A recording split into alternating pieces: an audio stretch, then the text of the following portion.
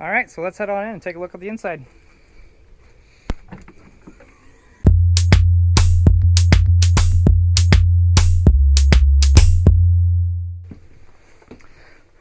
Now right here you'll notice that the floor is entirely wood floors. Well, it appears like wood. It's actually linoleum floors, but this is a great thing since we have 3 huskies.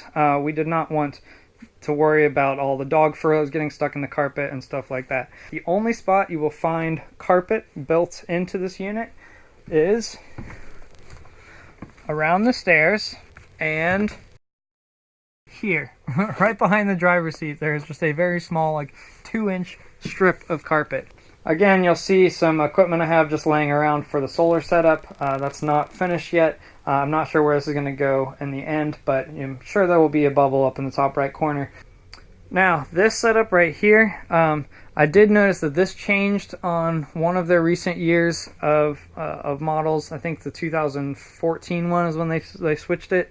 It used to be a front to back couch setup, so 2 separate little couches with the table in between, and they changed to this setup, and I like this setup better personally. This table easily pops up. This is all just Velcro and folded.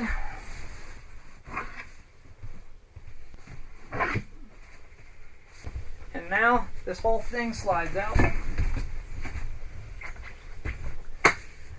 And you can see there is a large amount of storage area back here, and I love that because it's hidden away nicely and but yet really easy to get to. So I do like this couch setup a lot. It's like a leatherish material. I think it had a different name for it, but I don't remember what it was.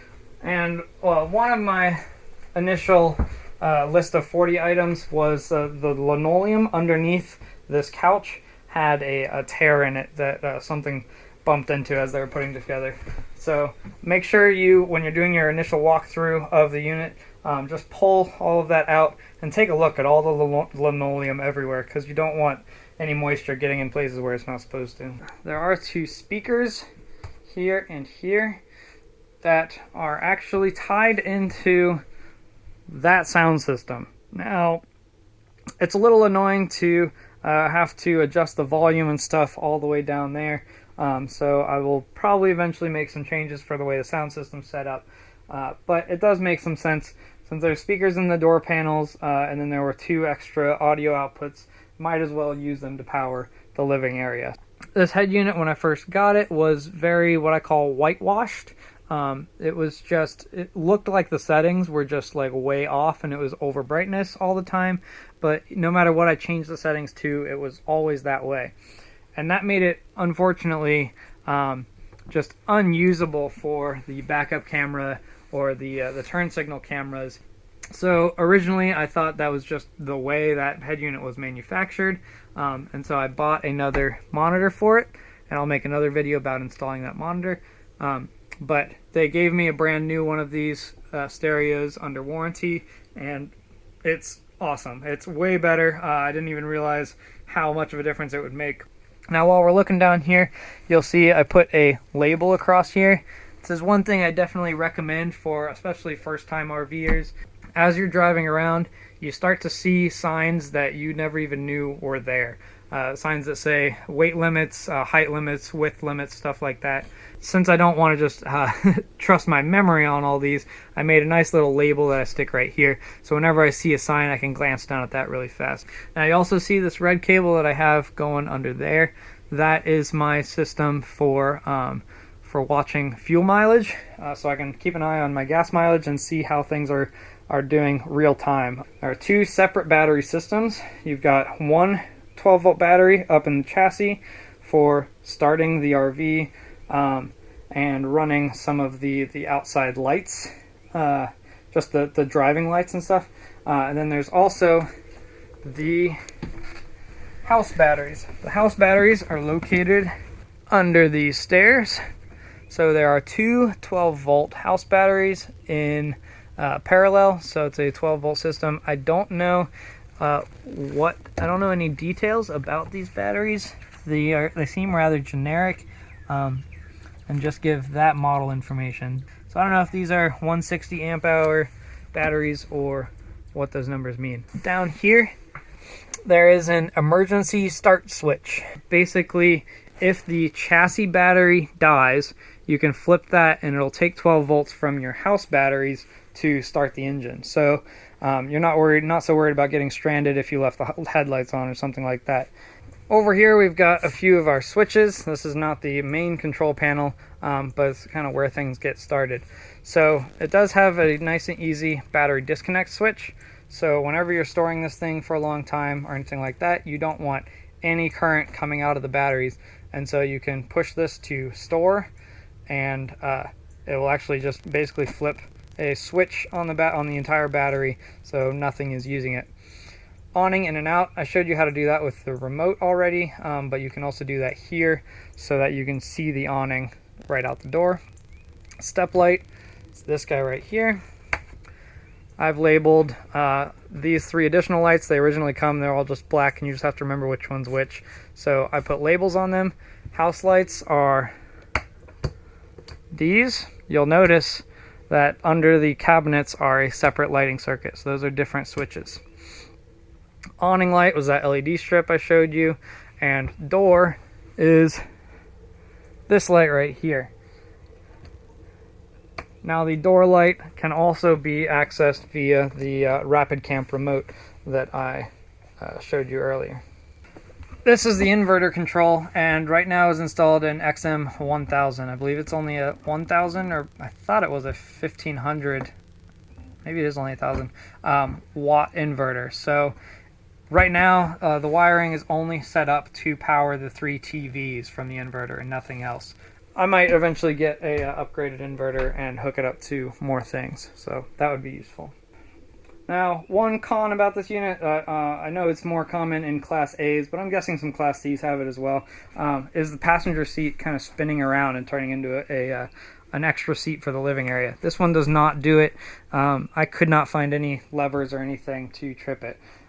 It says in the manual that it does, but the manual that they use is for the Class A and the Class C. They're all the same manual, so I'm guessing it's a Class A thing. Up here we've got a nice little storage area. Comes with a DVD player, and it has this charging center right here. Now what I think is interesting is the charging center has a bunch of USB ports and this grommet right here that seems to suggest running USB cables from here up through here to charge things. But there's a wall right here, so I will probably be either drilling a hole into this wall or just removing it entirely so I can leave phones and tablets up here to charge and just plug them in through that. That just seems a little strange to me. Up here, this TV is both used as a bed area TV, like that, or a living area TV. It just folds out nicely like that. There are 2 screws that you'll want to tighten down whenever you drive anywhere, so that just keeps it from swinging around. It's close to I think it was close to a full or maybe even a queen size bed area, but it's proprietary measurements. You can't just get sheets and they just work. So I'll probably be making some custom sheet things to wrap around all these. I think some of the older ones made it this thick padding all the way across. So there were 4 sections of the thick padding. They decided to make some extra storage space under these. So this is kind of both an advantage and a disadvantage because, yeah, storage area is great, and that's awesome to have, but at the same time, this is no padding. There's very little padding whatsoever. So you just have to make sure that like your pillows are all lined up here to take that area. Then your shoulders just don't cross this line. So it's a little weird to sleep on. I'm thinking about beefing up the padding on all of these, just kind of raising things up another inch or so just to get more of a plush padding all the way across. Now this window is, I talked about it from the outside, but this is one of my big list of 40 that I had. Basically, right after I got this unit, I had parked on the driveway for a couple days, and then when I drove it to another spot, water poured down under here into my seat. So as I was driving away, I just felt rain pouring onto my head. I didn't know where the water was coming from, but tracked it down to this window. Seemed to have water dripping under it right here, and then it just seeped down the wall, built up underneath here, pooled up, and then once I moved the camper, that pool of water just poured onto my head. So this is one of the things that the Camping World fixed for me. They covered a brand new window under warranty. They thought maybe it was some damage or breaking on the window, so they replaced all of that for me.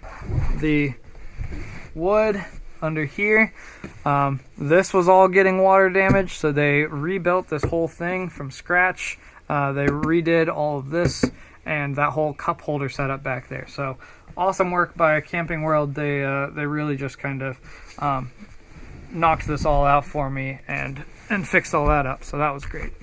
That's part of why it took 6 months to get this unit back. That's a lot of work to do, and they had to wait for the window to be delivered and stuff like that. So extra storage under there, the cup holders I talked about in the back, and then also the same sort of storage setup under this one. Basically, they're hoping that since it's just your feet on this one and just your head on that one, that having this padding in the middle will be all you need. They gave us a fantastic fan, or a max fan as they call it. So there's 2 of these in this unit. One's above the bed area and one is above the kitchen. Got some nice storage room up above the couch. These 3 are all interconnected to make just one storage area. All the windows have the slow rise blinds, so really easy to just put that up and down. Refrigerator is a Norcold. This is a propane and electric refrigerator, so you can either put it on auto and it'll switch back and forth, or just use propane if you don't want to use electric. Eventually, like I said earlier, I will probably try to hook this into the inverter. I'll run some numbers and make sure that's okay to do. So whenever you're storing this thing for any sort of time after you're done camping, you want to let it air out. And you can either leave the door open like this, or you can do these little tabs that basically hold the door partially open. So now there's an air gap here for keeping things dried out, but the door is not flopping around while you drive. So that's pretty cool. And the freezer. Got a little bit of extra storage space up above it. Put some bread or something up there. There's a nice little cupboard area for kitchen stuff. Brings me to 2 of my other things on my big 40 list, and that was, this panel was originally sagging down. I don't know if it was mismeasured or if adhesive just disconnected or something, but these slide outs, if you look back in the back, there are these brackets that connect to the frame, and when I got it, a lot of the drawers, the brackets were all turned like 45 degrees sideways and just not connected straight on, and that actually led to the fact that I think it was this rail right here wasn't even in the bracket at all. It was just bouncing around back there. So you want to take a look at that if you get a similar unit, to make sure the dealer fixes that up for you. Now down below the fridge we have the freshwater tank and pump. This panel is actually screwed on. It's not hinged or doored or anything like that. So I can't get to those right now, but I'll probably do a separate video on the whole water system as a whole. Here's the radiator, the heat for this. I do wish that the heat and air conditioning were both piped into the same vents, but I don't know if any RVs do that. So I don't know if that's a thing or not, but all these little vents that we have up here are all AC only. So all the heat only comes out of there, which seems a little unfortunate to me, but maybe that's just because I'm used to houses rather than RVs. I don't know.